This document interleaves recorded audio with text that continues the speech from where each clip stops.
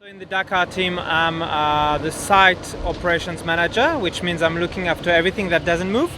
So start, finish, and all the bivouacs between the start and finish.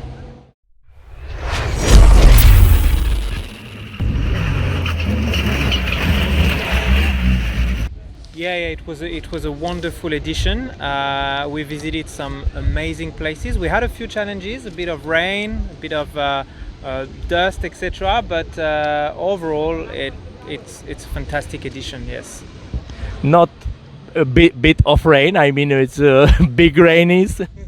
Yeah, we had a few days where it was challenging. We had to go to Riyadh one day earlier and then to Al Dawadmi one day later. But thanks to our team on site, we were able to react quickly, and I believe the participants didn't see much. So we tried to develop a generic layout for a bivouac. So every day, even if you move places, the bivouac always looks the same. So you will always find the media center at the same place, the TV center at another place, the organization tents at the same place, the catering, etc., etc. So every day we welcome 3,200 people on the bivouac. These are the people competing, the assistances, the journalists, the organization, etc.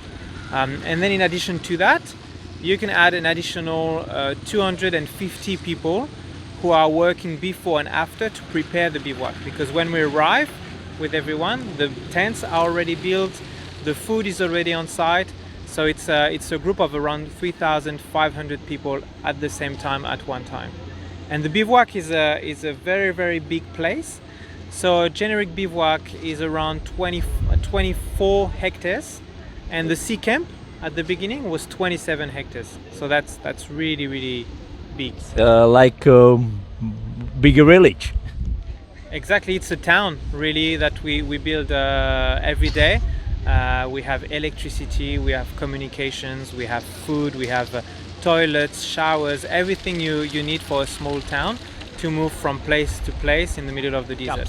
It would be super difficult to find out how much weight it represents, etc. But we feed 3,200 people every day, 3 times a day. So breakfast, lunch, and dinner. In addition to that, the participants can have a lunch box with them to eat in the car or in the trucks or on the motorbikes. So every day we provide around 800 lunch packs. So when a motorbikes finish its race at the end of the day, they collect a lunch bag for the next day, and every morning the cars and the trucks are picking up from the catering tent one lunch bag per person, and it's every day for 2 weeks. I have to keep a little bit of magic. I can't tell you all of the tricks, but we have a crew digging the hole, making it look nice. So we have this very warm atmosphere every night in front of the giant screen. After the briefing, we lit the fire, and this is a place where you will always find people after when it's dark, and it's one of my favorite places in the bivouac. Yeah, I remember the fires from Africa, fires from South America, and it's the middle of all the people there. Yeah, exactly. That's a central point, and naturally people are gathering around it. It's warm, it's cozy. That's the perfect place to make new friends. So that's and we position it all the time right in the middle of the bivouac. So all the teams are the same distance to the fire than the other teams, and it's the central point. This is where everyone meets after dark. So we are building 10 different sites. They're all identical to each other, but we have some very, very big structures. So for example, the catering tent can seat 750 people. That's a massive structure, 40 meters by 40 meters. So it takes time to build. So usually to build a bivouac, we send the team 12 days before we arrive. So for 12 days, you have a group of workers building all the tents, putting all the cables for the electricity, installing the toilets, the showers, etc. Then we use the bivouac, and then again for 7 days, they're dismantling everything, they're cleaning the site, so that 7 days after we left, it's all clean like we never came before.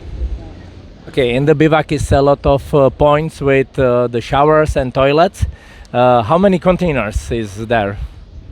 I don't really have the numbers, but it's massive. We have enough for 3,500 people, and we have cleaning crews that are on site every day to make sure it's always clean. You always have toilet papers. These are small things when you're at home, but here it's a big logistics. So we have, for example, the cleaning crew. It represents 70 people every day cleaning the toilets, the showers, and making sure it stays nice and welcoming. I need to tell you that it's much better. Like last year was a little bit horrible. Now it's better. Now it's clean and not too much dirty. Oh, that's great to hear. We're trying to improve every year, so that's great to hear.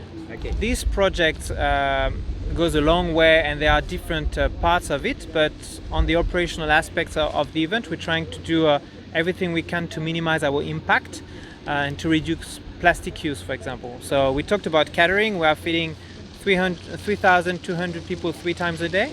So we have used since the beginning of this edition bamboo cutlery, for example. So the impact on the environment is limited.